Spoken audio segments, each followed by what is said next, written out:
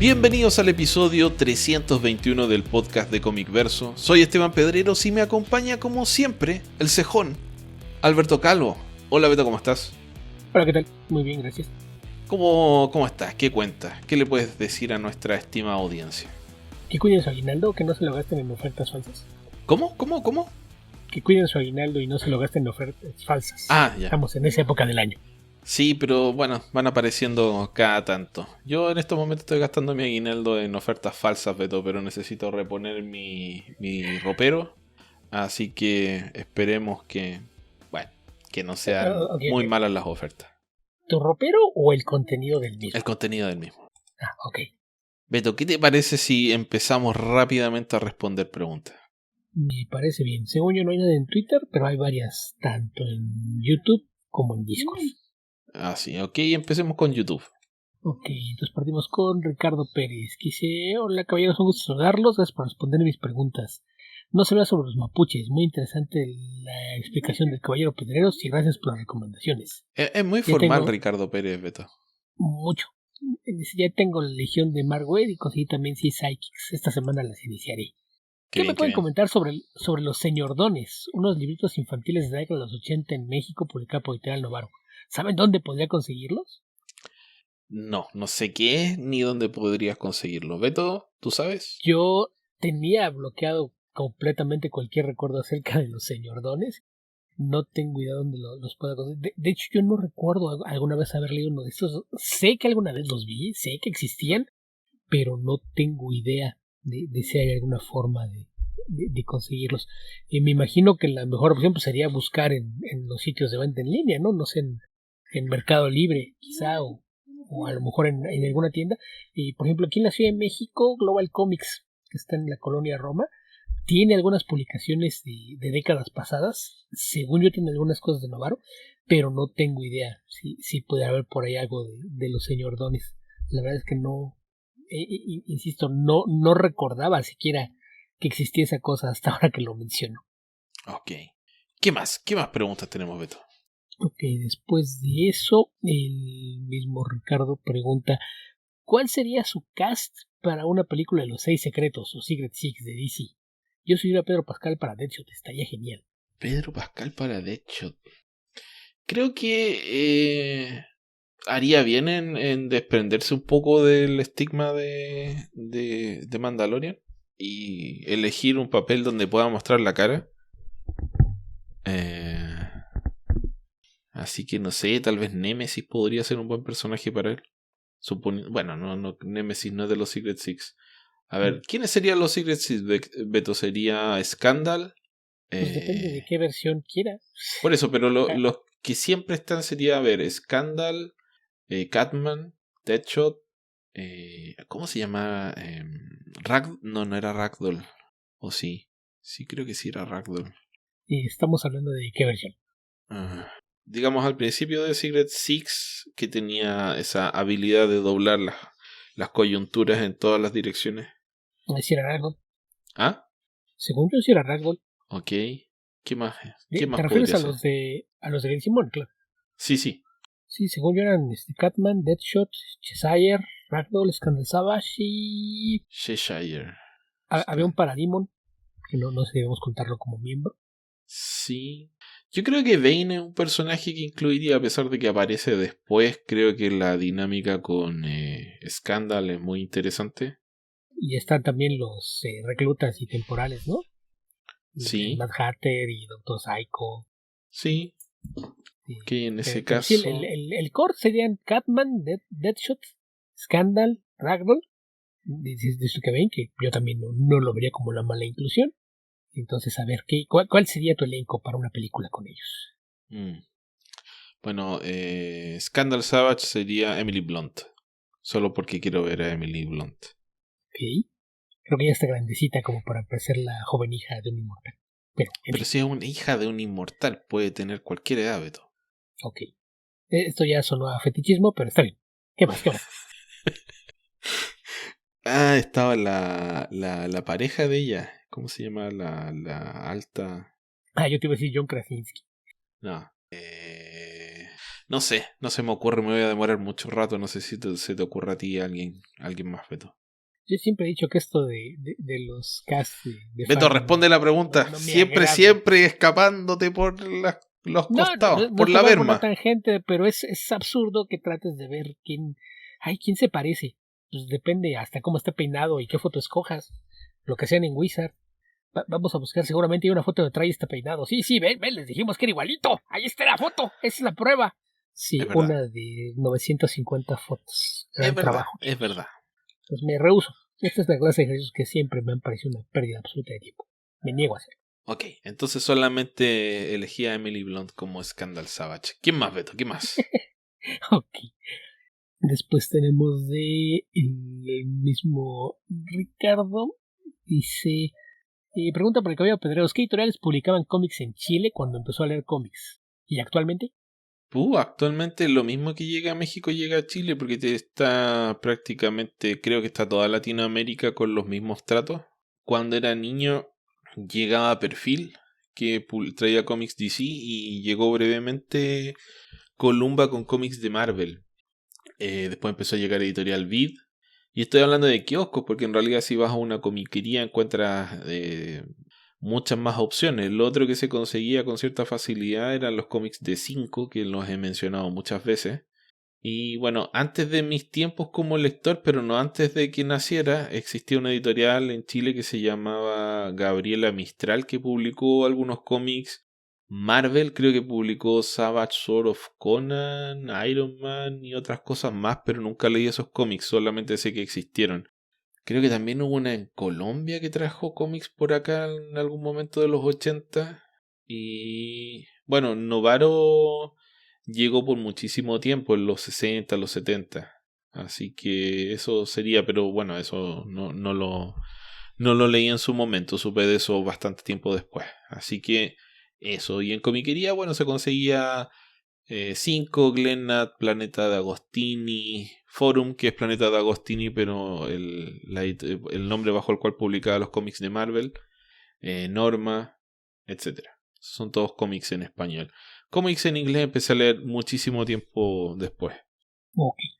Nada más hay la salvedad de que pues, en realidad muchas de las comisiones son editoriales españolas que existían Sí. en Chile, pero no publicaban en Chile.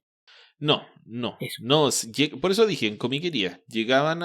a Chile y de hecho llegaban, se quejaba mucho en su momento Perfil y creo que Editorial Beat también, porque básicamente era tráfico de cómics. Eran editoriales que no tenían los derechos para ser distribuidas en Chile y que aún así eran compradas, internadas y vendidas acá.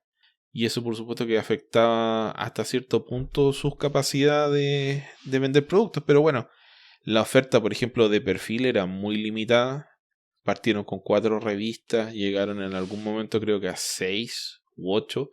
Entonces había muchísimos cómics que a la gente que a los niños, que a los jóvenes le llamaban la atención, que querían leer, y que Editorial Perfil no publicó. Entonces, por supuesto que eso generaba interés por conseguir esos cómics de alguna forma. Y 5 era esa forma, que 5 publicó, yo diría que no sé.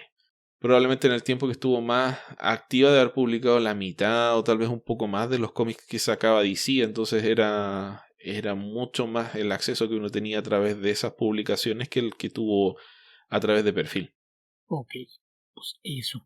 El mismo Ricardo pregunta. Dice, recuerdo haber leído en alguna revista Wizard que Morrison se fue de DC a principios de los 2000 porque él escribió Matrix y lo plagiaron. ¿Es cierto esto? Ya no me acuerdo de esta historia, Beto, pero probablemente no. Recuerdo que en algún momento no fue que tenía que ver con Invisibles eso, Beto. No me acuerdo. Sí, pero no tiene que ver con salida de DC. Entonces, más bien, a lo mejor aquí se está confundiendo.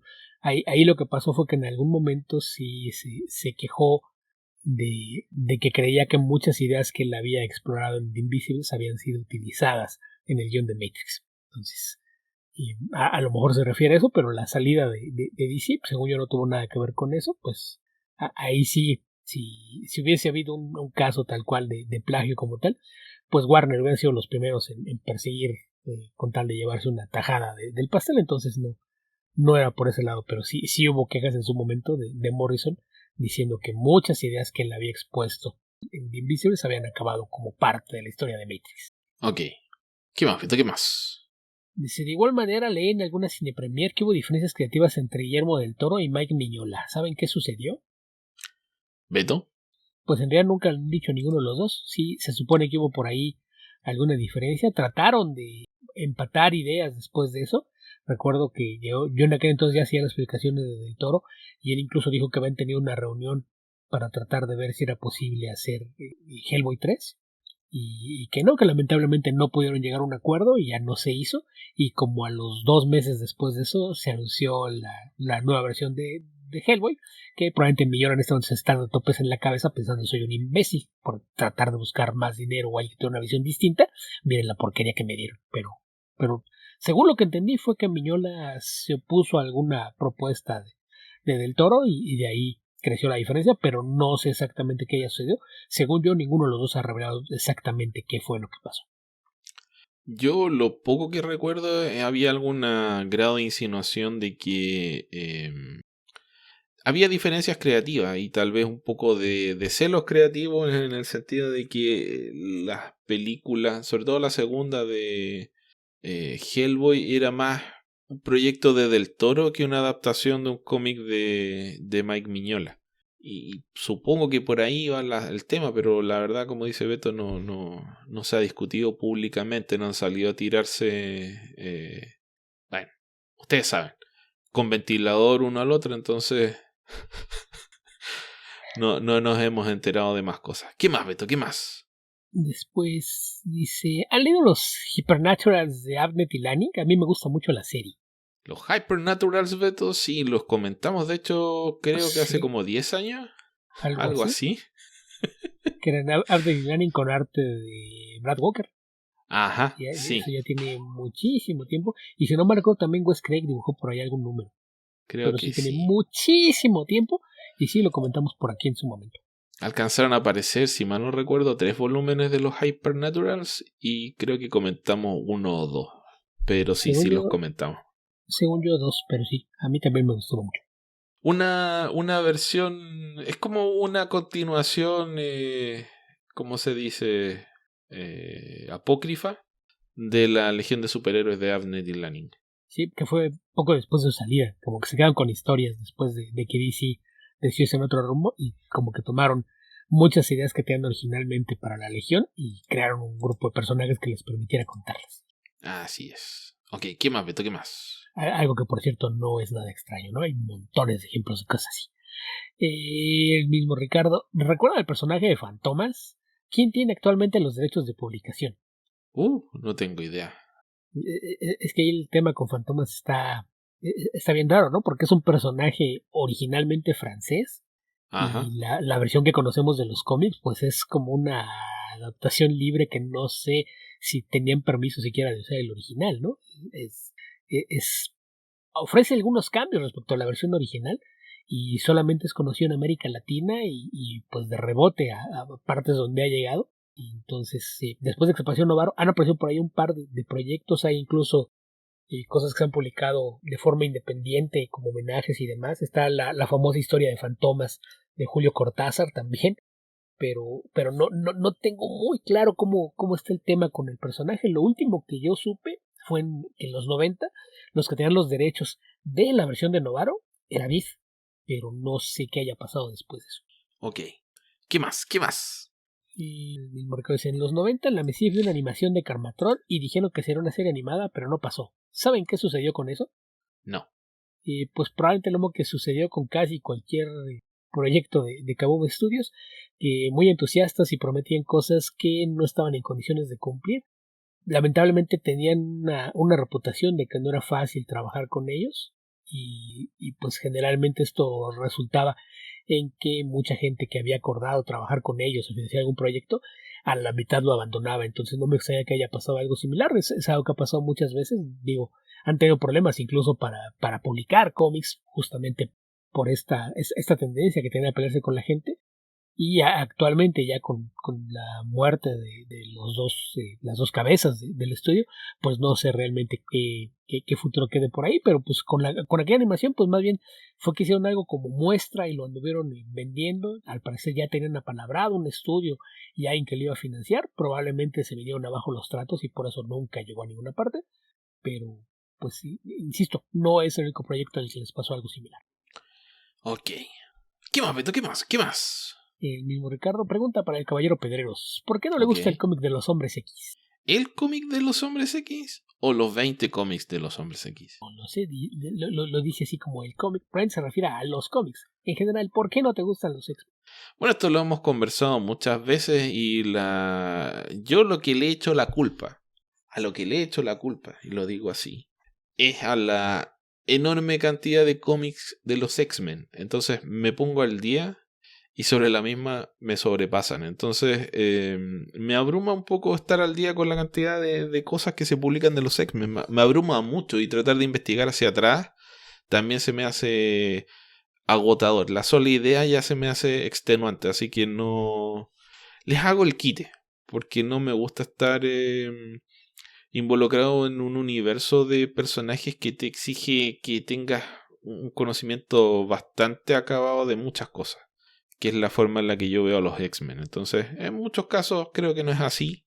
He leído bastante de los X-Men, pero no sé, los sigo un par de meses o o más tal vez, y después ya me olvido de leerlo, me aburro, pasan 2 años y no tengo idea qué está pasando. Entonces ese tema me ha pasado ya varias veces en mi vida como lector y por lo tanto ya no tengo mucho interés en cambiarlo. Ok, pues eso. Y después se pregunta para el Caballero Calvo, ¿nos puede hablar de la historia de la editorial Novaro? O sea, Una pregunta corta, ¿no, Beto? sí, ¿qué tanto puedes decir de la editorial de cómics más grande de América Latina por más de 3 décadas? O sea, no es como sea mucho que decir, ¿no? Sí, y no salieron un tiempo también en Colombia. Es que habían después licenciado el nombre, entonces no sé bien cómo estuvo aquí el tema con lo de los colombianos. El caso es que la editorial nació en México en los años 50, no estoy seguro la fecha, y eran un par de hermanos que se apellidaban Novaro, los que la fundaron. Sí, es de lo que puedo decir del origen, y pues mayormente se dedicaron a publicar traducciones de cómics de editoriales americanas, aparte de los cómics de superhéroes de Marvel y DC, llegaron a publicar de editoriales más pequeñas, algunas de las cuales ya ni siquiera existen, ¿no? Como Bell, Gold Key, además de muchos cómics infantiles.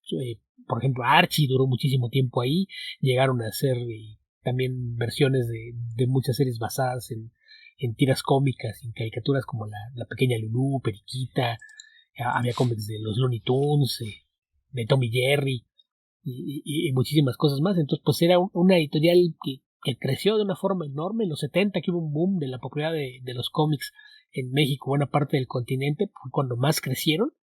Pero pues a mediados de los 80 por ahí la crisis económica también los afectó, empezaron a recortar su línea y eventualmente se quedaron en quiebra y todas las licencias las liquidaron, se las vendieron a lo que después se convirtió en Grupo Editorial Vid, que era un conglomerado de un par de editoriales que habían existido previamente. Era la casa que anteriormente publicaba Lágrimas y Risas, se quedó con todas las licencias de cómic que en algún momento fueron de Novaro, y en aquel entonces me parece que lo que hicieron fue que licenciaron a uno de sus distribuidores en Sudamérica, que probablemente es la que te refieres con Colombia, que siguieron usando el nombre por un tiempo, pero según yo ya no era lo mismo, era más bien como un derivado. Pero pues en general eso es a grandes rasgos lo que podía contar de Editorial Novaro sin meternos en demasiado detalle, que no sé cómo podríamos hablar de la editorial, porque hay pues cosas que llamaban la atención era el hecho de que alteraban el tamaño de las publicaciones originales, ¿no? Que tenían 3 tamaños de publicación, el colibrí, águila y avestruz, que el avestruz era muy similar al formato del cómic americano, variaba un poquito, pero para los cómics de formato águila y colibrí a veces eran reducciones y en ocasiones hacían recortadero y armado de páginas, práctica que se mantuvo con Vid quizás de una forma aún más brusca y tosca en su elaboración, Además de que una de las cosas... Para que entiendan, no les cabía el cómic completo, o sea, la página completa no les cabía en la publicación, entonces recortaban viñetas y después las armaban, las ponían en otra página. Para ponerlo de forma más clara, tenían que hacer cómics de 32 páginas, entonces tomaban los cómics de 24 páginas americanos y les recortaban los cuadritos para rearmar las páginas. Mira, le quitamos los dos de abajo, lo ponemos con los 4 primeros de la siguiente, luego la que sigue los vamos recorriendo y así nos salen 8 páginas extras y ya podemos llenarla como se debe. Lo cual resultaba en que a veces se tenían que alterar las proporciones de algunas de las viñetas y demás, y esto resultaba en un Frankenstein que algunos artistas, cuando lo han visto al visitar nuestra página de convención, algo sí se horrorizaban. Recuerdo que en particular Norman Fogel estaba horrorizado cuando veo lo que han hecho con algunos de sus cómics de Batman, pero bueno, eso era una, y la otra, que siguiendo lo que era una ley vigente en México durante bastante tiempo, es que el rotulado no podía verse como la tipografía a mano que estamos acostumbrados a ver en cómics, sino que tenía que ser letra de máquina, que era visiblemente mecánica, porque supuestamente había estudios que decían que el tipo de letra que se usaba en los cómics no solo no era buena para la vista, sino que podía resultar en daño psicológico y crear conductas psicóticas. Entonces, pues son curiosidades que énfasis en supuestamente. Énfasis en supuestamente, y tan fue así que eventualmente alguien dijo, oigan, esta ley sigue vigente, y dijo, ¿quién aprobó esto? ¿Dónde está el estudio? Y dice, no, cancelenlo, esto es una tontería. Hasta nuevo aviso, háganlo como quieran. Y ya, cambió un poquito el tema, pero durante mucho tiempo Beat siguió utilizando el rotulado mecánico, que la verdad es que era bastante feo. Ok, y por si acaso, si se preguntan quién es Periquita, Periquita es Nancy. ¿Quién es Lorenzo y Pepita? Blondie. No mencioné a Lorenzo y Pepita y Periquita lo mencioné así porque pues, es como se le conoce en todo el continente. Okay. Y aunque Nancy ahora está en una nueva etapa de popularidad, probablemente mucha gente no tiene idea ni de qué estamos hablando. Aunque hayas dicho Nancy, probablemente mucha gente no sabe de qué estás hablando. Ok, pero lo pueden buscar. Bueno, también pueden buscar Periquita y van a decir, ay, ¿esta quién es? En fin. Sí. ¿Qué más, Feto? ¿Qué más? Después de eso, creo que acabamos con las de Ricardo, o por lo menos en algún bloque. Wow, está compitiendo contigo, Coy. Sí. Bueno, es que están aquí con las de Alberto Palomo. Alberto Palomo, ¿valen la pena los personajes de Jack Kirby que no son de DC y Marvel? Como por ejemplo el Captain Victory o Silver Star. A ver, ¿lo que se hizo con ellos o el personaje en sí? Dice, ¿valen la pena los personajes? No lo sé. Creo que puede abarcar ambas cosas. No sé, Beto, ¿qué opinas tú? Pues en general creo que son personajes muy arquetípicos, ¿no? El Captain Victory pues, es otra variante del Fighting American o del Captain America. Y Silver Star pues es como una mezcla también de Captain America con Guardian o algunos otros héroes. Entonces, en ese sentido son muy del arquetipo de lo que eran los superhéroes de la Edad de Plata. Entonces, cuando los sacas de ese contexto, pues generalmente no son personajes que te den mucha oportunidad de hacer algo. Y lamentablemente, cada vez que alguien ha tratado de rescatarlos, están tan casados con la idea de lo que eran en esa versión original de Kirby, que no han hecho ningún esfuerzo por tratar de actualizar la mitología. Entonces, terminan sintiéndose como pastiches de un cómic sesentero que no termina de funcionar. Entonces, probablemente si encuentras cómics viejos y puedes apreciarlo por lo que es producido en su época, es probable que lo disfrutes, pero todas las versiones modernas que se han hecho de ellos creo que sí quedan a deber porque están más preocupados por tratar de emular cómo se sentían los cómics viejitos que por rescatar a los personajes de algún modo. Entonces, sí, no es que no valga la pena, pero sí me parece que no hay material con ellos que pudiera ser recomendable de una forma abierta. Ok, ¿qué más? ¿Qué más? Ahora sí, la última de Ricardo Pérez. ¿Han pasado por algún momento donde haya bajado su gusto por los cómics? Sí. A mí me pasó, lo que se publicaba en México no era bueno o no me interesaba y comencé en inglés. El cómic que me salvó fue Thunderbolts. Si a ustedes les pasó, ¿qué cómic les rescató? Viejito como nosotros. Más o menos. Sí, creo que esto lo hemos comentado varias veces. ¿Qué cómic me trajo de vuelta? Y yo creo que me ha pasado varias veces. Entonces no sabría decirte un ejemplo en particular, como que se me confunden las eras. Pero sí me pasa. Me baja el interés por muchas cosas y después sube. Y después me obsesiono. Después se me olvida y así me voy. En mi caso nunca había pasado. Yo también ya lo he comentado antes que el tema es que yo muy pronto descubrí que había cómics muy distintos. Entonces en algún momento me llegó a pasar con los superhéroes, pero cada vez que siento que me empiezo a saturar de superhéroes o que ya no quiero leer superhéroes, pues me voy a leer cómics de otras cosas. Y pues hoy día tenemos tanta oferta de cómic en distintos géneros y con distintos tonos que la verdad es que no hay por qué casarse con un género. Y en el momento que te casas de alguno fácilmente puedes encontrar algo que sea distinto. En algunos casos también recuerdo que hubo épocas en las que le bajaba mucho a mis lecturas de cómic y me dedicaba a buscar tiras cómicas o webcomics. Entonces, en ese sentido, creo que yo nunca he dejado de leer arte secuencial y pues nada más cuando algún sabor en particular me harta, busco cosas distintas. Y así fue como en alguna época me clavé mucho en leer novela gráfica franco-belga o cómics de autor o las series originales de los Burger Books, que lo que después se convirtió en Vértigo. También así fue como le di alguna oportunidad en su momento a algunos mangas, etcétera. Entonces, a mí nunca me ha pasado de perder el interés en general por el medio, pero sí cuando algún género en particular o un tipo de historias me harta, generalmente me refugio en algo distinto. Ok, Beto. Pasemos a Discord. ¿Qué más tenemos por ahí? En Discord partimos con JJ2049 que dice, a opinión de ustedes, ¿qué fue lo que hizo tan mal a The Dark Knight Strikes Again? ¿Sabes qué? Es un cómic que nunca releí porque quedé con un impacto tan profundo de decepción que no recuerdo haber hecho un examen, porque para tener una opinión tan definida de qué está mal con ese cómic tendría que haberlo leído varias veces y no pienso hacerlo. Así que no te puedo dar una opinión sesuda y elaborada respecto de eso. Sí te puedo decir que hay un contraste fuerte en el dibujo. Por un lado está el tema de... Es otro Frank Miller. No es el Frank Miller de 1986-85. El color es horripilante. Hemos comentado varias veces que está en el proceso de paso del color antiguo al color digital. Lynn Barley hizo un trabajo absolutamente horrendo. Eh, y hay muchos elementos de la historia que son muy desagradables. De hecho, tal vez el único... A ver, los dos personajes que yo recuerdo que aparecen en Dark Knight en el original eran Green Arrow y Batman, o sea, Superman. Digamos de los antiguos del universo DC. Y aquí aparecen un montón más. Aparece Atom, Flash, Wonder Woman, etcétera. Todos los diseños son bien locos. A mí el arte de Frank Miller no me gustó y el uso de varios de esos personajes también me desagradó muchísimo. Así que tengo recuerdos vagos pero fuertes de lo que me pasó al leer Dark Knight Strikes Again. No sé si tú tienes alguna opinión más elaborada, Beto. Creo que en realidad nunca la terminé de leer. Sé que tengo los 3 números y creo que renuncié como a la mitad del segundo. Como estaba en mi pulis, pues me quedé con el tercero, pero creo que ya no lo terminé de leer. Y en retrospectiva, creo que el problema fue el momento en el que se dio una confusión de muchas cosas, ¿no?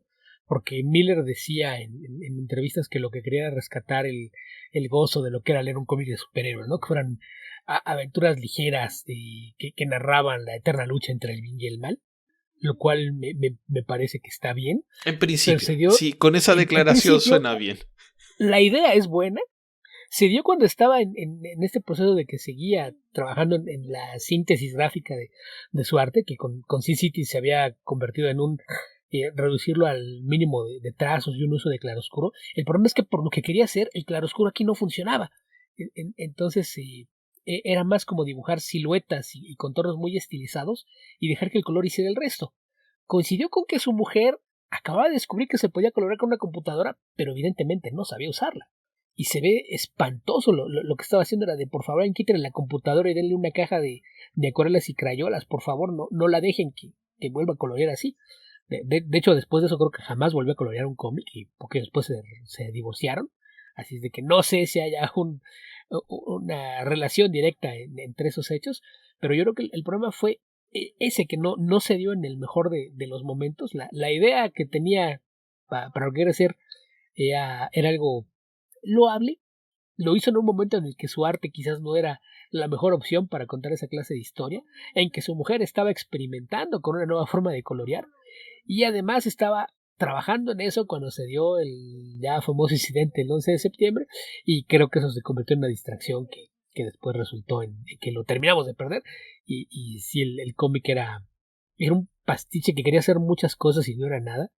Entonces sí recuerdo que alguna vez, después de, no sé, un par de años, quise hacer el intento de volverlo a leer y igual, aguanté el primer número de ok, creo que sé lo que quieres hacer, a la mitad del segundo fue, sí, creo que sé lo que quieres hacer y creo que tú mismo ya estás consciente de que no te salió y lo abandoné. Entonces estoy casi seguro de que nunca terminé de leerlo. 2 intentos y no, nunca lo acabé, pero yo creo que el problema fue ese, había una buena intención, pero no la capacidad de hacerlo de la forma que requería un proyecto con las características que él quería.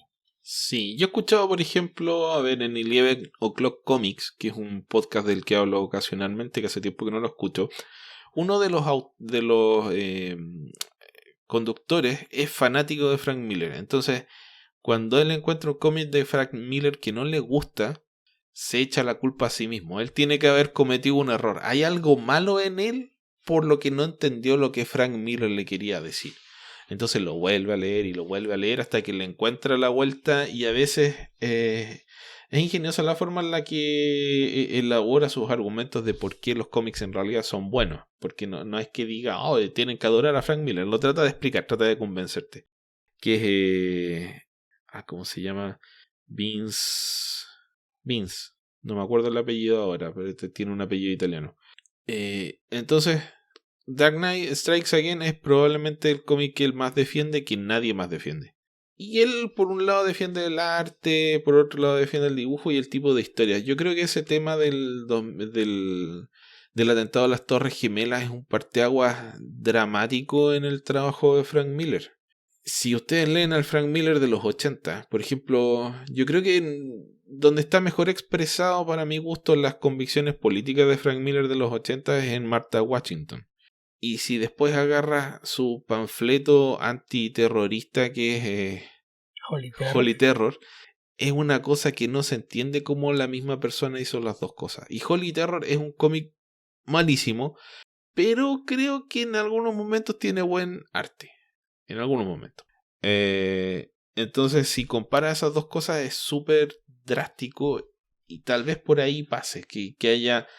Es bien reaccionario el tema de Dark Knight Strikes, de Dark Knight Returns, porque es bien... está dentro de esta conjunto de historias que salieron en los 80 que son una reacción al conservadurismo de los 80 a tener a Reagan en Estados Unidos y tener a Margaret Thatcher en Inglaterra, y es parte de estas historias como que incluso cuando desarrollan por eso que molesta tanto Rorschach, pero no vamos a ir por ese punto, es tener esta gente que tiene una visión política bien distinta y a través de estas obras hace críticas donde desarrollan el establishment, pero lo carcomen, lo van destrozando, lo van criticando. Y Dark Knight Strikes Again es un ejemplo, o sea, Dark Knight Returns es un ejemplo de eso, y Dark Knight Strikes Again se aparta tanto de ese espíritu que cuesta verlo siquiera como una secuela, a pesar de que compartan personajes, etcétera. El enfoque es tan radicalmente opuesto que es difícil. Sí, algo así. Ahora que mencionas lo del arte, esto es algo que yo lo menciono varias veces y no me canso de insistir en ello. No es que Frank Miller se haya convertido en un mal artista. Su arte sigue una evolución que a lo mejor no es en la dirección que mucha gente hubiera querido. Yo sé de que un artista de cómic puede evolucionar en una de dos direcciones. Una, haciendo su arte cada vez más detallado, que es algo bastante común, sobre todo entre los artistas de superhéroes. Empiezas a ver que de repente su anatomía se hace más correcto, empiezan a hacer un achorado más finito, o cuidan más el sombreado a la hora de hacer los rostros, o ponen más atención en los fondos, en todo el detallado que hay en los fondos de las locaciones, objetos y demás. O la otra es ir a una síntesis artística, tratar de expresar lo mismo con la menor cantidad de líneas y trazos posibles. Y en este sentido, Miller se fue por la segunda opción, y yo creo que alguien en DC Comics lo odia porque no se han dado cuenta de que cuando tienes un artista que dibuja con un estilo de síntesis, no puede llevar un color de los que intentan hacer un esculpido 3D. Eso no funciona. Quien quiera que le haya puesto a Alex Sinclair como colorista a Frank Miller, odia a Frank Miller, porque eso es lo peor que le podías haber hecho. Por ponerles un ejemplo, vean los dibujos de Mike Mignola. ¿Te imaginas cómo se ve el arte de Mike Mignola si lo colorea, no sé, Richard Guisanov? o Frank Dean Darmata. White, Frank Darmata, no se vería bien. ¿Por qué? Porque no está hecho para eso. Entonces, pese a que ha trabajado con muchos coloristas que son capaces de hacer esa clase de cosas, si ven el arte de Miñola, generalmente se ve el dibujo en plastas. El color tiene degradados en algunos fondos, pero no hay nada que intente crearte un esculpido de 3D, que es lo que hace mucho del color contemporáneo. Entonces, piénsenlo bien, y muchos de los artistas que tienen estos estilos que son tan gráficos en su forma de exagerar las proporciones o de hacer una abstracción del mismo, nunca usan esa clase de color. Ahí está el caso, por ejemplo, de Mike Allred, el de, ¿quién más, por ejemplo? El dibujante de Kane, se fue el nombre, Paul Grice, Miñola, Vince Sienkiewicz, nunca usan esa clase de color. ¿Por qué? Porque no va con ese estilo de arte. Entonces, si el dibujo de Frank Miller, como es en épocas actuales, tuviera esa clase de colores brillantes y en plastas como lo que encuentras en el arte de Miñola o de Mike Allred, se vería mucho mejor. Entonces, yo los invito a que busquen las páginas en blanco y negro y se den cuenta de que se ve mejor de lo que uno se queda con la impresión por lo que han hecho con el arte digital. Y eso es parte del problema con Dark Knight Strikes Again, que lo que estaba haciendo en color digital Lynn Barley es completamente horrible y asqueroso, y mucho de lo que ha hecho Alex Sinclair después ha sido algo parecido. Por ahí, si no me creen, échenle un vistazo. Busquen las mismas páginas del Dark Knight Strikes Again. Hace unos años salió un tomo en blanco y negro, que no recuerdo cómo son de los que era la línea Batman Noir, creo que le pusieron, ¿no? Que le pusieron muchas cosas en blanco y negro. Busquen Batman Noir, Dark Knight Strikes Again, y van a ver qué distinto se ve sin el color. Igual, dentro de la línea de la simplificación, yo también haría. Bueno, hay varias subclasificaciones dentro de esas variantes que describió Beto. Porque, por ejemplo, técnicamente tendrías que meter a Chris Samney y a Frank Miller en el apartado de la simplificación. Y yo creo que eso sería más correcto en la época de Frank Miller Hellboy, pero Frank Miller actual es una simplificación que es más impresionista. ¿Ah? Dijiste Frank Miller Hellboy. Nunca tuvo una etapa en Hellboy. Perdón, Sin City. Sin City. Y actualmente es mucho más impresionista. En cambio, Chris Samney va por el lado de... ¿cómo se llama, Beto? ¿Sabes de quién estoy hablando? No sé a qué te refieras, pero creo que entiendo cuál es el punto al que quieres llegar, pero no entiendo la forma en la que lo quieres hacer. Ok. ¿Cómo se llama? ¿Cómo se llama el de los Thundar, el bárbaro, Alex Todd. Más en la línea de Alex Todd, que es la simplificación y estilización y trabajar con esas líneas que no se ven. Si quieres ponerlo de una forma que se entienda de forma más clara, hay muchos artistas que a la hora de hacer la síntesis... Dime lo que quise decir, Beto, por favor, dime lo que quise decir. No lo quise decir, sino hacia dónde iba el punto. Okay. Piensen en todos los artistas que cuando ves el dibujo piensas en una serie animada. Michael Evan Noemi, Bruce Timm. Eso te requiere esa clase de color plano. Y son figuras muy definidas, son cerradas, justamente porque tienen todo un cierto dinamismo. Pero hay un dibujo que es igual de estilizarlo y abstraer la figura, que es un trazo mucho más suelto. Y no te funciona con la misma paleta porque tiene una intención distinta. Ahí se me ocurren los casos, por ejemplo, no sé, de Hayden Sherman, de Matthew Dow Smith o de Frank Miller. Entonces, eso es a lo que me refiero. El color tiene que ser un complemento al arte. Y cuando pones un color que no empata con el estilo artístico, el resultado te causa un choque ahí de tu apreciación estética. Se ve mal. Entonces, insisto, quien quiera que haya puesto a Alex Sinclair a colorear a Frank Miller, odiaba a Frank Miller o no tenía idea de lo que estaba haciendo. Ok, Beto, ya le dedicamos demasiado tiempo a esta pregunta. ¿Qué más tenemos por ahí? Ok, seguimos en Discord. Bongo Fett pregunta, ¿Bone en blanco y negro o a color? Ambos. A mí me encantan las dos versiones. Yo lo estuve en blanco y negro, pero a color también es muy bonito. Y es esa clase de estilo que se presta ambas cosas. Tiene un gran manejo de composición y de luz y sombra, por lo que luce muy bien en blanco y negro. Y cuando pones un colorista que sabe cómo trabajar con ese y darle ese aspecto de animación, se ve precioso. Entonces cualquiera de las dos funciona bastante bien. Así es. ¿Qué más, Beto? ¿Qué más? Tenemos a Kyokoi. En relación a lo de que en el episodio anterior, hablando de Tini Howard, mencioné que cuando le preguntaban si se sabían los nombres de todos los Robin, decía sí, y tú te sabes los segundos nombres de cada uno de ellos. Dice tío Coy, ahora nos vas a tener que decir los nombres completos de todos los Robins. Entonces, a ver, según yo son Richard John Grayson, Jason Peter Todd, Timothy Jackson Drake y Carolyn Kincaid. Según yo, ni Stephanie ni Damian tienen un segundo nombre, entonces esos serían los que cuentan.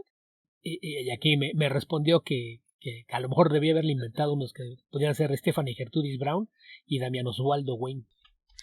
No sé por qué eso es particular, pero ok. El Stephanie Gertrudis Brown me hace ruido porque no veo a Stephanie como una Trudy. Entonces no sé, Gertrudis no me suena. Y en el caso de Damian, yo hubiera ido por algo un poquito más obvio. ¿Qué tal que fuera Damian Raziel Wayne? El Damian Raziel te deja conservar la intención bíblica detrás del nombre, y el Raziel puede ser una alusión a su abuelo. Me hubiera gustado más. Sí, estaba tratando de pensar cuál era el demonio o el ángel del que estabas hablando, Beto, pero sí, es como una interpretación libre. Pero sí, podría ser... Bueno, me gustaba ese nombre que tenía en Kingdom Come, aunque un poco... Ibn al-Shufat. Ibn al-Shufat. Pero bueno, tal vez tenga otro nombre por ahí, ese sea su nombre occidental. Sí, por eso dije, hasta donde sé no lo tiene. Igual lo tiene y nunca se ha revelado, ¿no? Sí. Ok, ¿qué más, Beto? ¿Qué más? Tío Coy, ¿qué opinan del arte de Rick Leonardi? ¿Cuál es su favorito? ¿Creen que es menospreciado? Menospreciado no, pero no es tan popular como podría llegar a serlo. Creo que no tiene un arte que sea tan llamativo en ese sentido, pero me parece un artista muy bueno.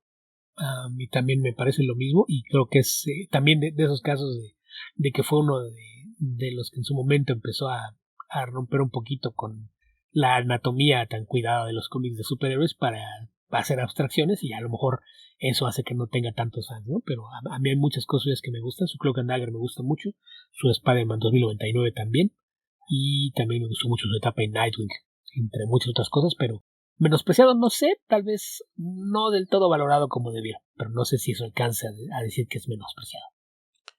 ¿Qué más, Beto? ¿Qué más? Y después tenemos de JJ 2049. ¿Consideran que Convergence es parte de las crisis que ha tenido DC? No. Pues solamente la crisis inmobiliaria, ¿no? Cuando se mudaron de costa a costa, pero no para nada. Creo que más bien cae en la categoría de evento temporal de verano, que en este caso fue para cubrir la mudanza, y que de una u otra forma sirvió como audición para quien ahora es su editor en jefe. Porque habrá que recordar que todos esos 2 meses de la línea entera fueron supervisados por Mary Jane. Sí, o sea, a ver, no es que todas las crisis tengan efectos profundos y duraderos en el universo DC, pero no es lo mismo la campaña Convergence es algo que pasa y que nadie hace ninguna referencia respecto de esa historia jamás. Ni antes ni después. Ni durante. Marketing atrás. Es un paréntesis, literalmente es un paréntesis. Esa historia está absolutamente autocontenida y punto. Entonces no da para hablar de una crisis. Porque si lo quieres clasificar como crisis, podrías clasificar como crisis varias historias que tienen mayor o menor repercusión, pero dentro de los títulos de las distintas series. Por dar un ejemplo que se me viene a la cabeza fácilmente, a mi cabeza, los Teen Titans contra Trigón, que fue poquito antes de Crisis. Es una historia que es lo suficientemente grande como para que digas, sí, bueno, esa es una crisis de DC. No lo es. Y Convergence tampoco tiene efecto sobre la continuidad del universo DC, que suele ser la razón de ser de las crisis de DC y la razón por la que no queremos más de ella. Y yo no recuerdo que haya tenido ninguna repercusión en la continuidad de DC, pero a esta altura es difícil estar seguro. Sí, no sabemos, pero tal cual fue creado como una forma de ¿qué hacemos para matar 2 meses? Entonces, creo que no. En ese sentido se planeó desde un principio que no fuera a tener repercusiones, ¿no? Sí, justamente. Y de hecho, nadie de los que participan en esa historia son de los encargados mensuales de los títulos, porque estaban haciendo el traslado de las oficinas desde Nueva York. Por eso habla de la crisis inmobiliaria, Beto, pero este contexto tal vez no lo sepa todo el mundo. Se van desde la oficina de Nueva York, se van a Burbank, en California, y se tomaron 2 meses porque tenían que hacer el traslado de todo. De la gente, hubo gente a la que le dijeron, hey, ¿te vienes a California? No, ok, muchas gracias por tus servicios, que tengas Suerte en tus futuros emprendimientos. Así fue la cosa en DC. Entonces los que optaron por cambiar su vida, irse de una ciudad al otro lado del país, después se tuvieron que acomodar y empezar a producir nuevamente los cómics. Entonces DC estimó que 2 meses era tiempo suficiente y dijo, ok, en estos 2 meses vamos a preparar cómics para rellenar, para no dejar de publicar cómics y luego retomamos la serie. Sí, justo eso. ¿Qué más, Beto? ¿Qué más? Y después de eso dice Arturo López, ¿han leído Morning Glories de Spencer? ¿Qué opinan? Sí, buena. ¿Qué más, Beto? ¿Qué más? Bastante bueno. 50 números de una serie de misterio. Muy buena. Tío Coy, ¿recuerdan Ian Flux? ¿Qué opinan de esta creación? ¿Hay algún cómic que trata de esta historia? No, lo recuerdo vagamente. Recuerdo que hubo una serie de animación de MTV, si mal no recuerdo, o estoy muy equivocado.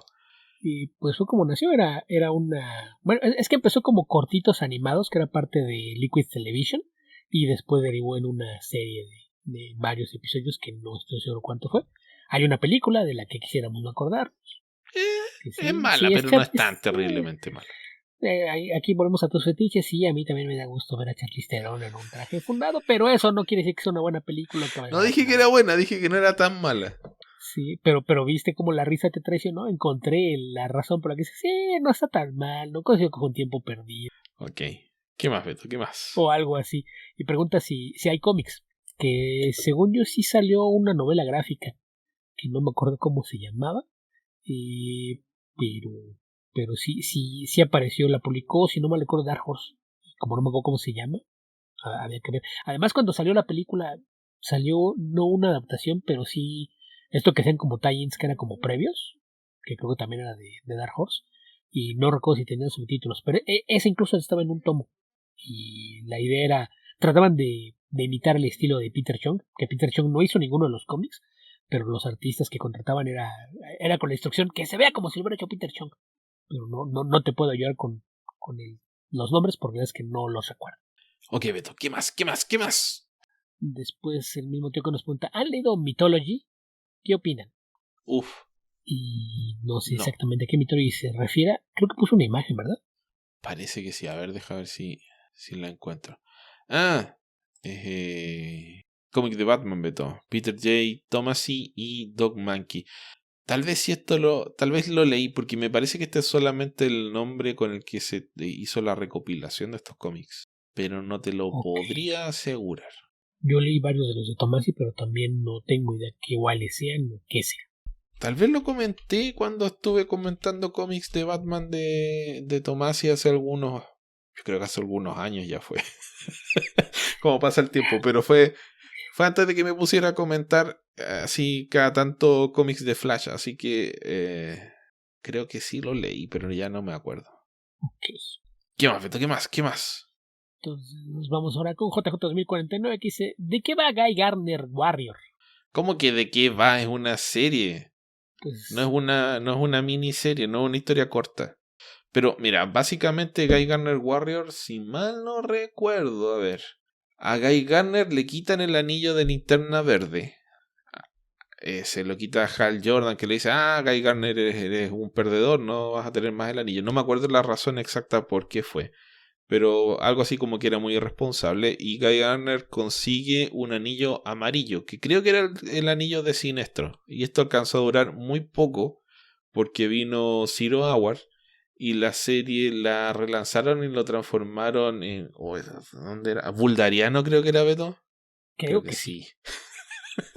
Las cosas que ocupan espacio en mi cabeza, no sé por qué. Se suponía que que venía de una raza, de los Vuldarianos, bla, bla, bla. Entonces, si estás leyendo Hora Cero y de repente ves a Guy Gardner y de repente tiene unos pantalones rojos y unas rayas rojas y azules por todos lados, bueno, se supone que ahí hay una reescritura de su origen.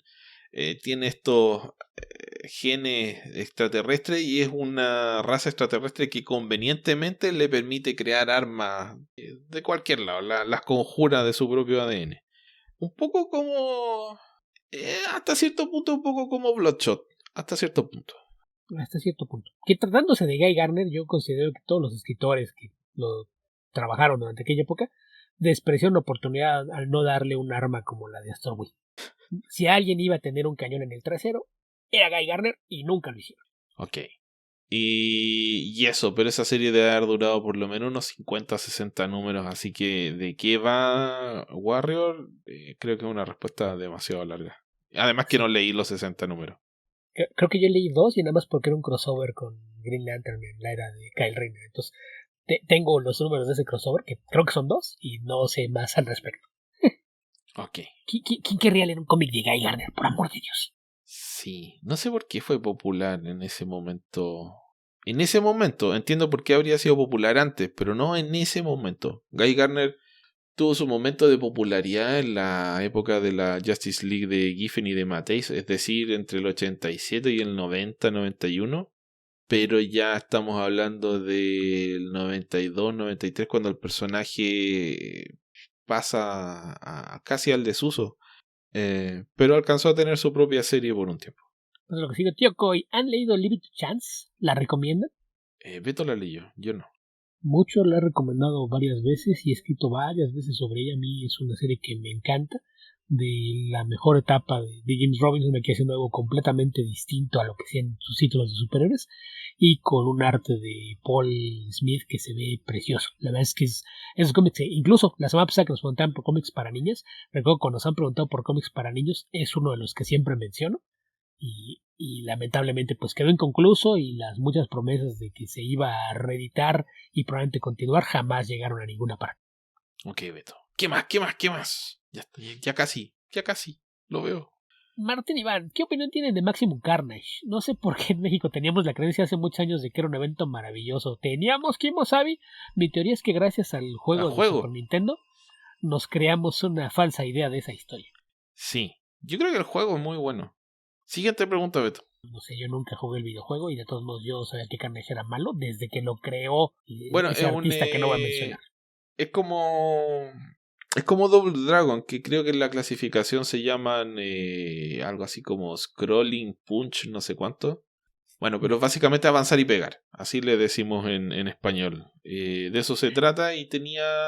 Creo que tiene buena dinámica de juego el juego. Es bien entretenido, por lo menos para la época en la que fue creado. Yo recuerdo haberlo jugado muchas veces en arcade antes de jugarlo en Super Nintendo, que creo que es el sistema para el que salió. Supongo que estaba en Sega Genesis también, pero no lo sé.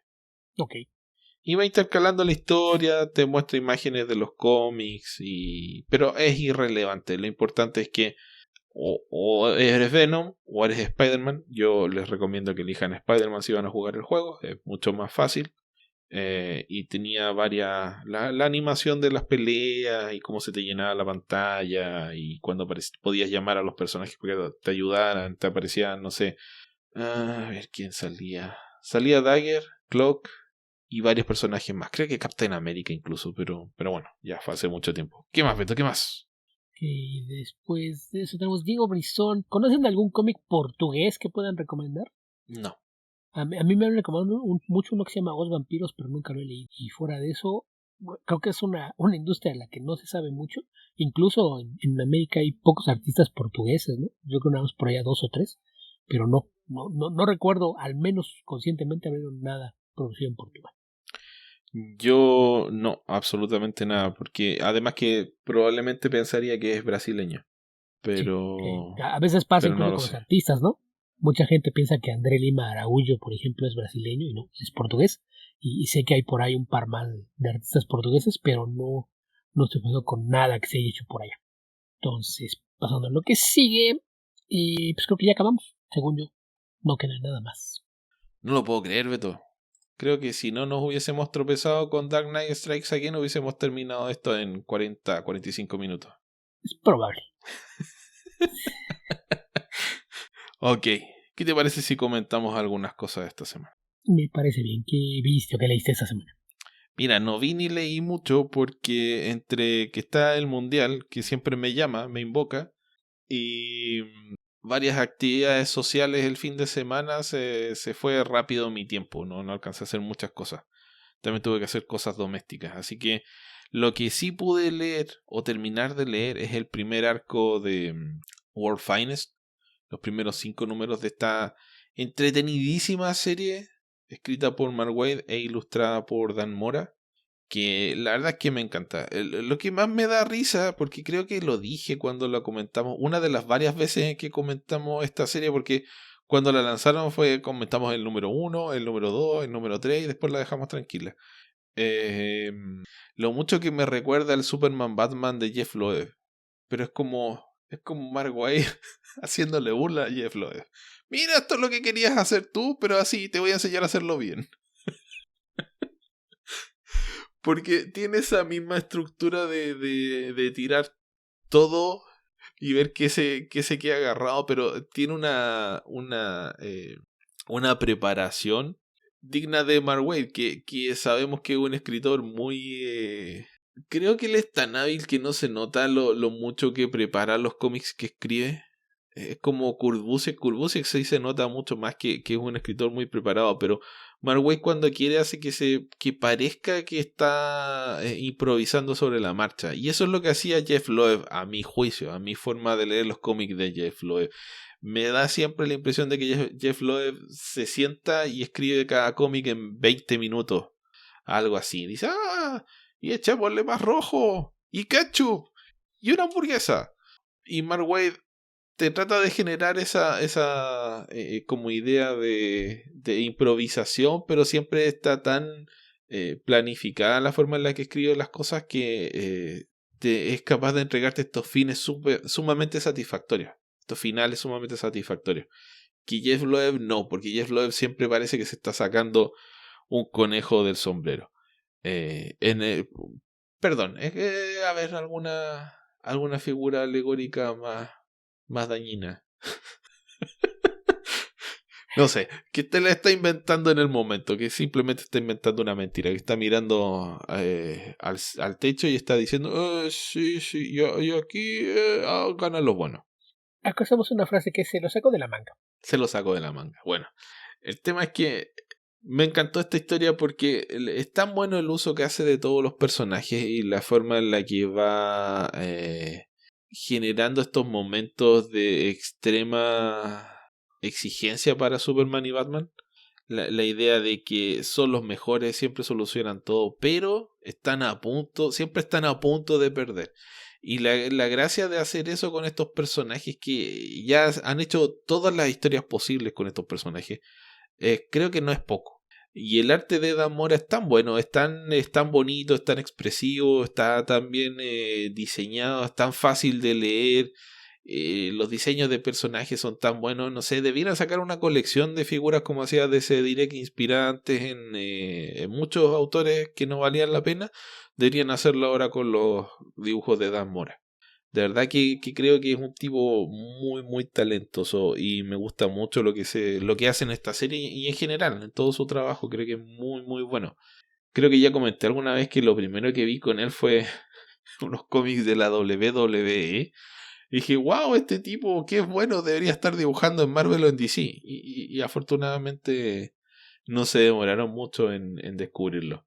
El gran villano de estos primeros 5 números es el Devil Nesha, creo que se pronuncia, que es un personaje que él inventa, hasta donde yo sé inventa, yo no lo conozco, no lo había visto antes, que proviene un poco de la mitología, pero en el fondo es una especie de Gengis Khan, un emperador chino de hace varios milenios que adquirió poderes muy extraordinarios y requirió la colaboración de todos los héroes de su época para detenerlo y apresarlo en una prisión mística. Y bueno, él se libera en el presente de este cómic y trata rápidamente de atacar a los héroes y de obtener una victoria que le permita hacerse del control de la Tierra rápidamente. Entonces los únicos que se interponen en ese camino son Superman y Batman, con el ingenio de uno y la nobleza y el poder del otro. Entonces la forma en la que escribe a estos dos personajes, destacando esas cualidades que son las que hacen que te gusten de una manera más duradera, es muy entretenido. También pone a todos estos personajes de invitados que son, bueno, la Doom Patrol, que yo creo que esta es una de las mejores apariciones de la Doom Patrol en mucho tiempo. Supergirl, Robin, que Dick Grayson y bueno, hay otros personajes más, pero eso básicamente no sé, es una forma tan atemporal y eterna de presentar a estos personajes de DC que la verdad es que agrada mucho. Y el final, a pesar de que es el término aparente de esta historia, deja suficientes cabos sueltos como para que tú digas, ah, bueno, esto va hacia algo más. Y algo más bastante interesante. Así que no, creo que esta es la gran serie que está sacando DC en estos momentos. Lo que es muy destacable de un escritor que lleva 35 años aproximadamente escribiendo superhéroes y todavía encuentra la forma de reinventarse y sentirse como un autor moderno e innovador. Creo que eso es extraordinario de parte de cualquier artista y extraordinario de parte de Mark Waid. Así que World Finest, Batman Superman World Finest de DC Comics, léanla. Si no la han leído todavía, léanla. Esta serie hace lo que Frank Miller decía que quería hacer con Dicky y tú. y lo hace de una forma que ni siquiera se siente retro. No, Que y mí... es semi-retro porque el diseño de los personajes es un poco... Es como entre setentero y ochentero, pero se lee como es como echar algo un vistazo moderno. atrás y las historias tienen el tono de las historias que puedes ver en el pasado, pero tienen el saborcito moderno. Entonces sí es uno de esos ejercicios de eso es lo que haces cuando quieres actualizar una idea. Pero sí en ese caso Wade sí tiene una trayectoria que le teníamos confianza y no decepción. Sí, Que sí. ahí nada más como detalle, creo que es la primera vez que me toca ver en un cómic los dos créditos actualizados de la creación de los personajes, ¿no? Porque por separado ya tiene algunos años que aparece como Superman creado por Jerry Siegel y Joe Shuster por un arreglo especial con la familia de Jerry Siegel, que fue después de que llegaron al acuerdo para darle una cantidad mensual a cambio de que ya no hiciera ruido, de que sí, la mitad es tuya. Y en el caso de Batman, pues ya sabemos que hace unos pocos años se le agregó el con Bill Finger, al creado por Bob Kane. Entonces, según yo, esta es la primera vez que aparece así como Batman creado por Bob Kane con Bill Finger y Superman creado por Jerry Siegel y Joe Shuster por arreglo especial con la familia de Jerry Siegel. Sí, así es, Beto. Ok, ¿qué quieres comentar tú?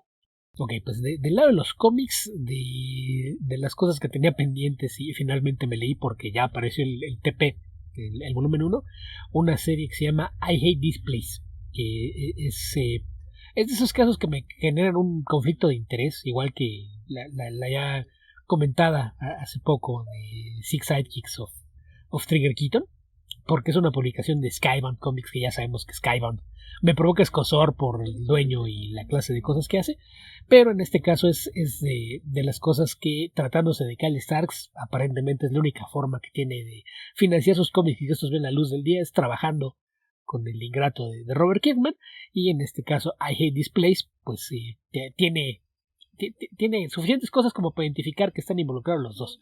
Por ejemplo, el marketing, porque esta serie originalmente no se anunció con este título. Originalmente en lugar de I hate había una palabra de 4 letras que empieza con F y en donde cambiaban la vocal por un asterisco. Después lo cambiaron por el I hate, cosa que este mismo subsello de Image Comics ya había hecho con I hate Fairyland, de hacer toda la promoción con una palabra altisonante y después diciendo no, ya que lo publiquemos para que no vaya a afectar las ventas así. Entonces creamos el hype utilizando una palabrota y luego quitamos la palabrota para ¿por que qué se no venda? Dice que no al principio, güey? Porque es parte del juego, es, ay, ya viste el cómic que van a publicar y ya, se crea todo el hype, todo el mundo pone atención a la serie y ya cuando la serie aparece, pues resulta que no usaste ese título. Entonces ya, el que repitas el título y que incluso en muchas partes, en los textos en el interior y en el copy del catálogo, pongas la otra palabra tachada para reemplazar por I hate, sí es así como que, híjole, tu departamento de marketing no se quiebra mucho la cabeza, ¿verdad? Pero pues en fin, más allá de eso, como ya mencioné, es un cómic de Kyle Starks, que es sobra conocido que en este podcast somos fans de todo lo que escribe y mucho de lo que dibuja este autor. Y en este caso a mí era algo que me llamaba mucho la atención, porque cuando estaban haciendo la campaña, lo que dijo rápidamente Kyle fue, tenía ganas de hacer un cómic de horror. Y decidí que si iba a ser un cómic de horror, tal vez iba a ser la única vez, y entonces tenía que tener cosas que quisiera hacer. Así es de que iba a involucrar muchas cosas. Entonces pensé, ok, quiero hacer un cómic sobre una casa embrujada, pero también quiero monstruos, y quiero extraterrestres, y quiero slashers. Y pensé, ¿cómo puedo hacer y poner todo eso en un solo cómic? Y se me ocurrió una forma de poder hacerlo y creé un rancho para eso. Y justamente eso es todo lo que incluye el cómic. Se trata de un cómic en el que una pareja, dos mujeres que se llaman Trudy y Gabriel, pues se mudan a un lugar en medio de la nada porque Gabriel hereda de una tía abuela un rancho y varias cabezas de ganado. Creo que 500 cabezas de ganado mencioné en algún momento. Y, y pues la idea es que van a empezar una nueva vida. Ella tiene la intención de quedarse a vivir un año ahí, vender el ganado y después vender la propiedad para mudarse a otra parte. Pero su pareja Trudy está con la idea de que en realidad la idea de vivir en una granja, tener su propio rancho es algo muy atractivo y está tratando de convencerla de que después de ese año se queden y no vendan. El problema es que cuando llegan al lugar, pues primero tienen trabajo para encontrarlo porque no hay recepción de señal, su GPS empieza a hacer cosas raras y no encuentran el lugar hasta que llegan a una gasolinera y ya les dicen cómo llegar hasta el rancho y el del rancho les dice espero que te gusten los ovnis porque me daste un montón de esas cosas. Cuando llegan al lugar pues descubren que la casa pues es tal cual como lo mencionan, es una casa que no solo está embrujada, sino que todo el rancho alrededor no está embrujado y hay monstruos del bosque y hay apariciones de cosas en el cielo que hacen pensar en la presencia de ovnis o de seres extraterrestres. La casa en particular tiene un espíritu dentro, pero al parecer es un espíritu hasta cierto punto inocente, que se hace llamar Body y es inofensivo, pero fuera del rancho en cuanto cae la noche se llena de fantasmas que por alguna razón no pueden entrar a la casa. Entonces lo que ocurre es que después de que cae el sol no deben salir de la casa y pues nada más les toca ver los fantasmas y todo el ruido que hacen al exterior de la casa. Para lo que descubren que la tía abuela tenía un cuarto que estaba completamente aislado al ruido exterior y estaba equipado con una televisión, una videocasetera y cientos de cintas para poder pasar el rato encerrados mientras pasaba el escándalo de los fantasmas. Y esto se complica porque en la zona en donde está el rancho hubo un asalto a un camión blindado pocos días antes y uno de los asaltantes que se deshizo de sus socios está buscando en dónde le escondieron el botín y se infiltra en el rancho como un presunto trabajador para tratar de localizar en dónde diablos escondieron el dinero del que le correspondía una parte. Entonces esto implica que tienes a esta pareja de mujeres que viven solas en medio de la nada y tienen que lidiar con fantasmas, con los monstruos que las echan del bosque, con los ovnis que suelen aparecer y con este tipo que está dispuesto a lo que sea con tal de recuperar el dinero que considera que sus socios le robaron. Bajo esa premisa, pues el cómic pues tiene una variedad de tonos que no es algo que resulte inesperado si conocen el trabajo de Cal Starks. Es muy dado a escribir comedias de acción. Aquí involucra muchos temas que si alguna vez han visto cine de horror, pues seguramente identificarán muchas de las cosas. Esta idea de tener una familia amenazada en un entorno extraño, enfrentando amenazas externas, pues es algo que puede rayar en clichés, pero cuando lo haces bien funciona de muy buena forma. El arte es un artista ruso a quien yo no conocía más que el nombre, que es Artyom Topilin, que yo nada más sé que dibujó algunas páginas en un especial de Ice Cream Man y había hecho un par de historias cortas para la antología de horror de James Tynion de Razor Blades. Fuera de eso no conozco mucho de su trabajo. Está activo en Twitter, pero tampoco tiene mucha información. Sé que es ruso porque tiene algunos cómics independientes que venden Gumroad y los cómics están en ruso, el cual con caracteres cirílicos, así que ni siquiera puedes saber cómo se llaman, pero el arte es uno de esos estilos que es medio caricaturesco, medio exagerado y con suficiente atención al detalle como para ayudarte a establecer lugares, autos, equipo que ves en el cómic. El color tiene una peculiar, un uso de tonos vivos muy estridentes. El color es obra de Lee Lavrish, que sí es un colorista con bastante experiencia. A lo mejor muchos lo ubican como su trabajo en Deadly Class, probablemente sea lo más similar a esto, una paleta de colores muy muy brillante y que ayuda a resaltar un poquito las diferencias entre fantasmas extraterrestres y amenazas terrenales que hay en este cómic. Los rótulos son obra también de un veterano que es Patrick Russo, y en general se trata de un cómic bastante entretenido que vale mucho la pena leer. Insisto, una clase de historia que es difícil de explicar, pues es una pareja que se muda a una casa para descubrir que la casa está bajo constante amenaza de fantasmas alienígenas y seres sobrenaturales monstruos extraños en el bosque que lo rodea, y que hay reglas muy específicas que la tía abuela dejó de no puedes hacer esto, no puedes hacer esto, no puedes hacer lo otro. Este primer arco tiene un cierre definido, son 5 números los que están coleccionados en este primer volumen, y la idea, por lo que ha comentado Kyle en entrevistas, es que cada año piensan producir entre 5 y 10 cómics, es tomarse un descanso, escribir 5 números que te cuenten un arco completo, tomarse varios meses de descanso, hacer otros 5 números y tratar de así poco a poco avanzando con la serie. Pero es un cómic que la verdad es que vale mucho la pena. Esto partió por ahí de abril o mayo de este año. En este momento están en pausa y la idea es que la serie regresa con el número 6 en algún momento de inicios del próximo año. Pero ya está disponible el TP con los primeros 5 números y lo encuentran así como I Hate This Place de Kyle Starks con Artyom Topilin y publicado por Image Comics. Ok, otro cómic de Kyle Starks para leer. Que, aunque sea de horror, que casi no te gusta. Pero debe tener bastante de comedia, imagino. Que comedia, pero un poquito más oscuro. Tono de la historia no podía irse al lo simple. Aunque cada número, no recuerdo si en todos, pero al menos si en 3 o 4, al final tiene... por cierto, la página de cartas, hay cartas creo que nada más en 2 números, y el resto tienen ensayos de un amigo suyo con temas de horror. Pues si les gusta el género, probablemente también disfrutarán esos textos adicionales. Y tiene unos minicómics de una página que son son momentos de la vida de Trudy y Gaby antes de mudarse al rancho. Entonces son así como minicómics de una sola página en donde puedes ver momentos de su vida que te ayudan un poquito a entender mejor su personalidad. Son bastante divertidas esas paginitas. Ok, qué bueno, Beto. ¿Tenemos algo más para comentar esta semana? Yo no, por lo menos. O podría comentar algo, pero no sé si vale la pena. Me faltan los otros 20 cómics. Ok, pues también la semana pasada, el miércoles, se estrenó la serie Wednesday, traducida al español como Merlina, que es un spin-off de la familia Addams, una serie creada por Alfred Wood y Miles Millar, que son un par de escritores productores. Creadores de Flash. Creadores de... No eran los creadores, no eran parte del equipo de escritores, según yo, nada más. ¿Diría que eran los creadores? A ver, o era Mark Guggenheim. Yo digo que no. Según yo, lo que ellos sí hicieron era Smallville. Son responsables de Smallville, sí, pero no se los vamos a tomar en contra porque han hecho otras cosas. Como guionistas de cine, insisto, son de esos que me causa curiosidad porque generalmente tienen ideas que van hacia cosas que me interesan, pero no siempre salen bien librados. Por ejemplo, son los guionistas de Lethal Weapon 4 y de Shanghai Noon, pero también escribieron Showtime y La momia, la tumba del emperador dragón.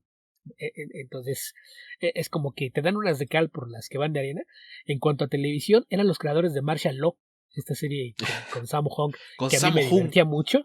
Ajá, sí. Que a mí me gustaba mucho. Una de las series más extrañas porque cada temporada cambiaba completamente. Ajá. Pero insisto, también son los creadores de Smallville y su malnacido spin-off que era la serie de Aquaman. Así es de que pues en este caso también tienen para el otro lado, pero también son responsables de Into the Badlands. ¿Cuál serie de Aquaman? ¿Beto, no hubo serie de Aquaman? Pues la que nada más era un piloto que nunca derivó en serie. Tienes razón. Por eso dije malnacida, no llegó a puerto. También son responsables de Into the Badlands, que es una serie de artes marciales que la primera temporada me gusta mucho, las siguientes las encuentro divertidas, no tan buenas, pero está bien. Y en este caso, la cuestión es que para Wednesday hicieron equipo con Tim Burton, que parece así como que, ok, ¿por qué Tim Burton no había hecho antes algo de la familia Addams? Pues por cuestión de tiempo nada más. Originalmente la película de, ¿qué fue? El 90, 91. Originalmente la iba a hacer Tim Burton. Creo que fue el 90. Por Barry Sonnenfeld.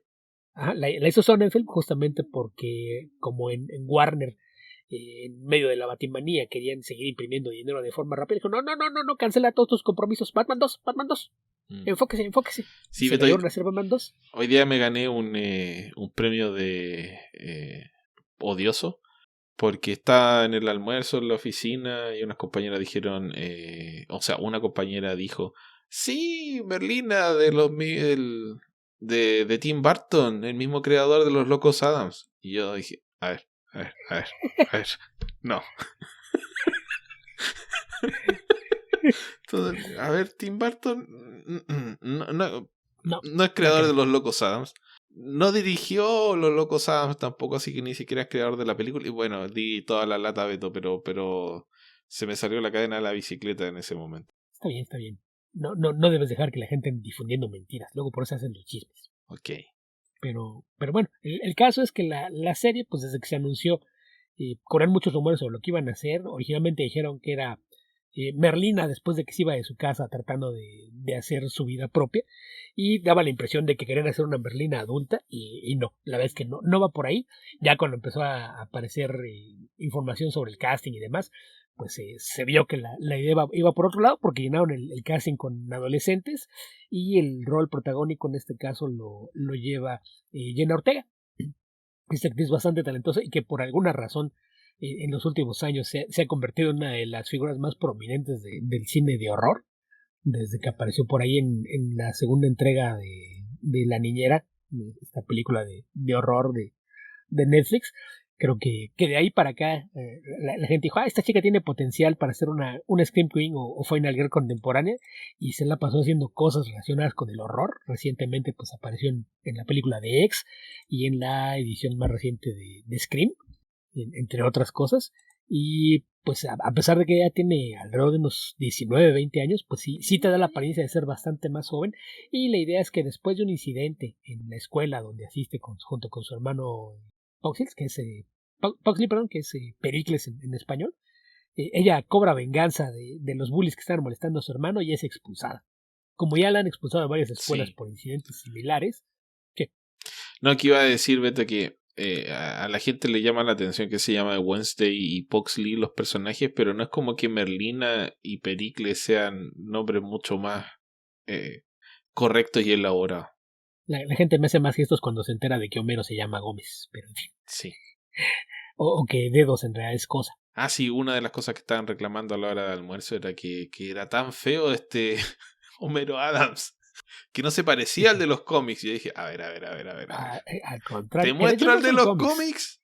Y dice, ay, ¿quién será este actor? Y yo le digo, es Pachanga. Y me dicen, ¿pero quién es Pachanga? Luis Guzmán, Pachanga.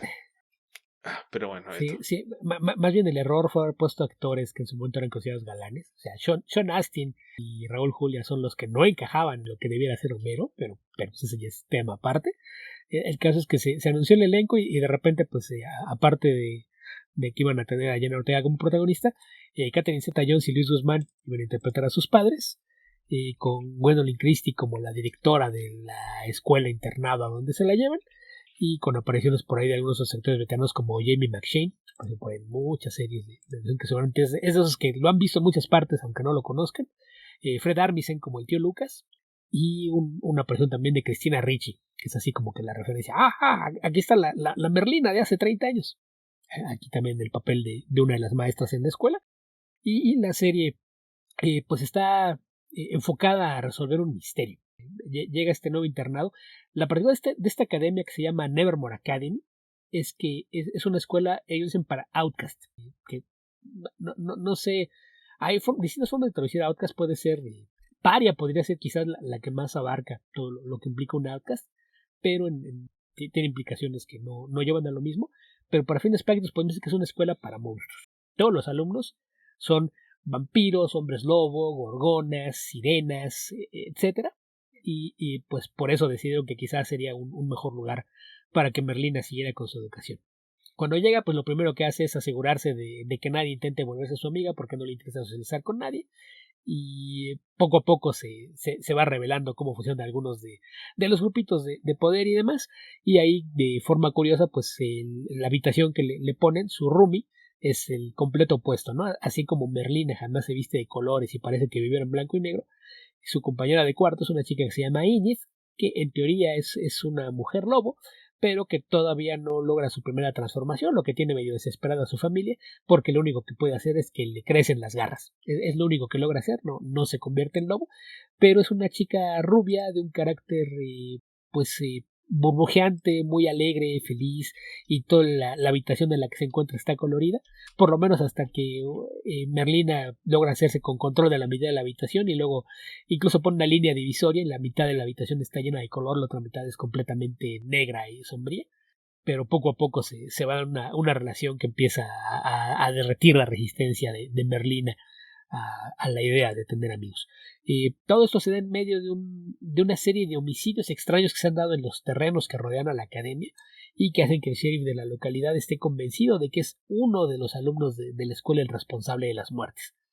Poco a poco Merlina se empieza a interesar por esto y se convierte en una historia en la que ella es la principal detective a cargo de investigar lo que está pasando. Entonces, como mezclar a Nancy Drew con esta versión oscura de humor negro y tintes de horror, lo cual suena una combinación extraña, pero funciona.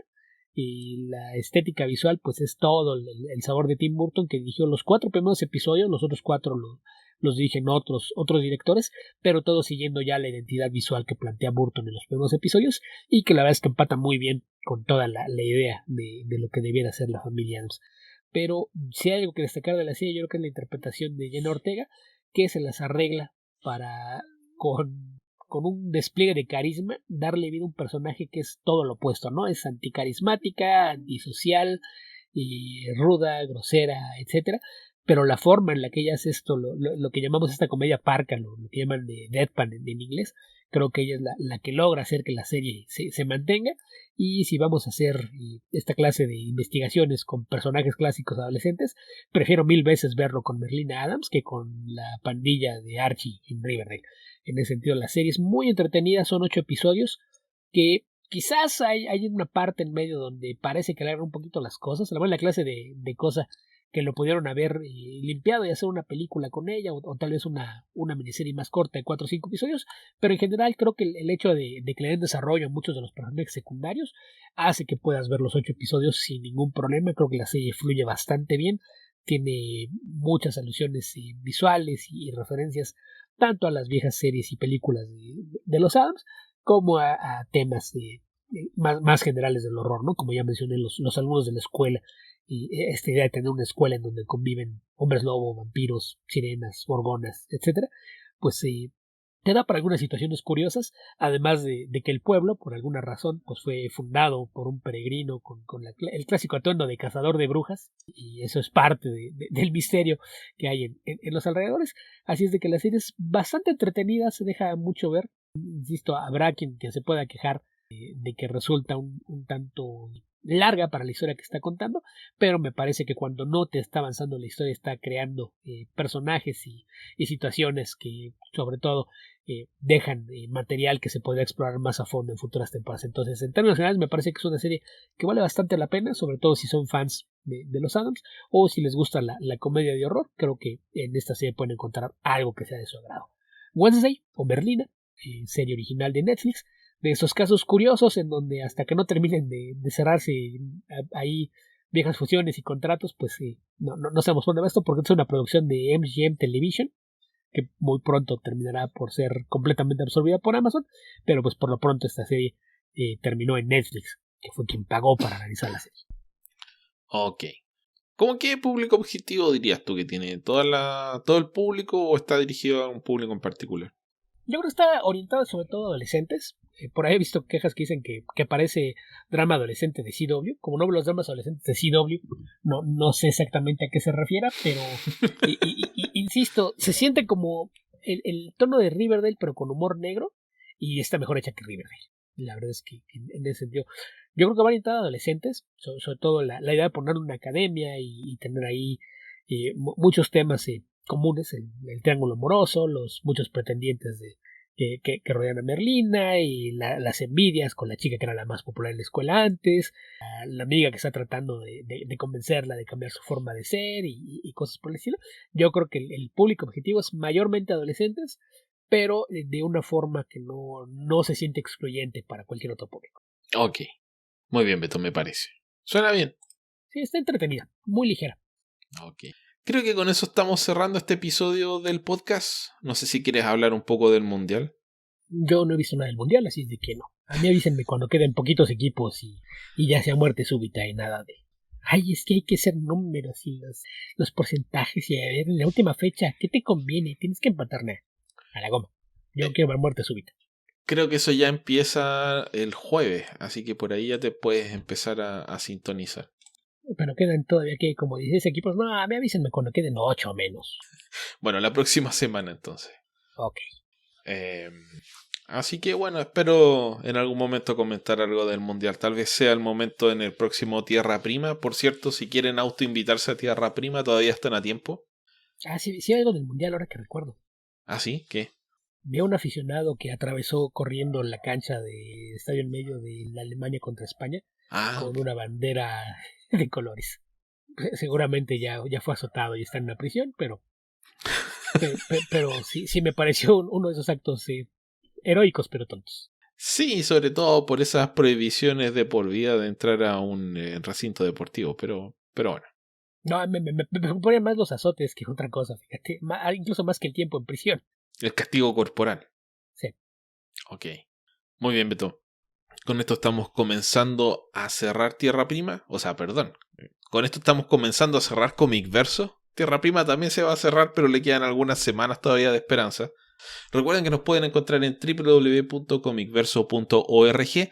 Nuestro Facebook es www.facebook.com/comicverso. Nuestro Twitter es comicverso. A Alberto lo encuentran como Albion2112. A mí me pueden encontrar como epedreros. Nuestro Patreon, www.patreon.com/comicverso, donde pueden acceder a la publicación anticipada de este podcast 24 horas antes, a la publicación anticipada de Tierra Prima alrededor de 2 semanas y a la publicación exclusiva de especiales mensuales de Patreon, exclusivas para nuestros patrocinadores. Para ustedes que nos quieren tanto y nos apoyan económicamente, nosotros de vuelta les damos contenido exclusivo y especial dedicado a nuestros patrocinadores. Por ahí tengo un especial todavía perdido en el limbo, pero no he encontrado tiempo para editarlo. Algo así como un especial, un extra solamente. Ok. También nos pueden encontrar en otros lugares. Beto es una institución del internet que se dedica a corregir e impartir sus conocimientos en otras publicaciones y en otros podcasts. Así que, Beto, ¿por qué no das la larga lista de lugares donde te pueden encontrar en internet? Ok, le doy los podcasts. Soy parte regular del poderoso podcast Comicase, el brazo auditivo de la revista Comicase, que también próximamente regresará en versión impresa luego de la pausa forzada por la pandemia.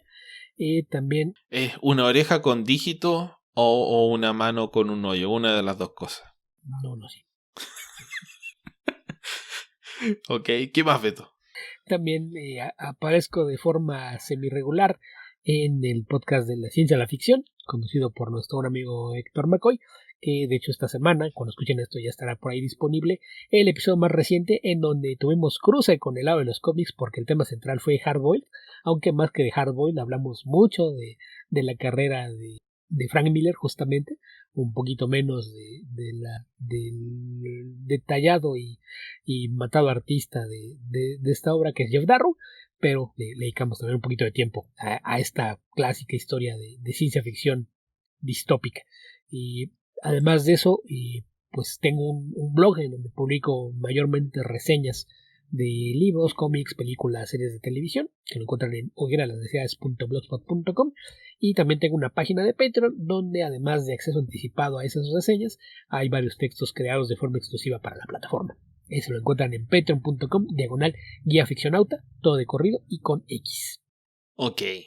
Recuerden también que tenemos nuestro Discord. Si quieren unirse a nuestro Discord y dejar preguntas ahí, tienen que ingresar a bit.ly/discordcv, discordcv todo con mayúscula, y dejarnos sus preguntas. Y por supuesto también tenemos que agradecerle nuevamente a Martín, que está publicando nuestros episodios de Comic Verso en YouTube, donde pueden también acceder si quieren ponerlo, no sé, por algún motivo lo quieren escuchar en YouTube, les resulta más cómodo, es una plataforma en la que suelen escuchar podcasts, ahí están publicados, pero con una imagen estática al menos por ahora. Y tal vez para siempre, mientras sigan siendo publicados. Dudo. Mira, alguna vez la razón de que esto fuese tan... le quitara no tratará de hacerlo por mucho tiempo, es que cuando lo intenté hacer originalmente trataba de hacer videos donde iba insertando animaciones e imágenes ad hoc al tema que estábamos hablando en ese momento del podcast y resultó ser una tarea demasiado larga. Por ahí hay unos videos donde salen, creo que aparece Wonder Woman volando en una introducción que fue una animación que hice en Adobe que me demoré muchísimo tiempo. Entonces, los rendimientos decrecientes no me motivaron a seguir por esa senda. Pero en fin, nos pueden escuchar en YouTube si lo quieren hacer. ¿Algo más que agregar, Beto? Creo que no. Creo que eso sería todos nuestros anuncios pertinentes. Recuerden que lo de Tierra Prima, pues la única forma de salvarlo es si crecen las aportaciones en nuestro Patreon. Quedan solamente algunas semanas de vida, así es de que es poco probable que eso suceda. Así es de que lo más probable es que nuestra grabación del mes de diciembre sea la última de ese podcast alterno. Sí. Y tenemos un nuevo patrocinador, Beto. Casi me olvido de saludarlo. Okay. Que es Joaquín García López. Joaquín, muchísimas gracias. Te uniste hace poco, creo que has dejado un par de preguntas por ahí en Twitter también, así que muchísimas gracias por tu aporte. Sí, lo apreciamos bastante. Ok, con esto nos comenzamos a despedir. Habitantes del futuro, donde sea que estén y cualquiera que sea el momento en el que estén escuchando este podcast, que tengan ustedes muy buenos días, muy buenas tardes o muy buenas noches. Cuídense mucho. Hasta la próxima.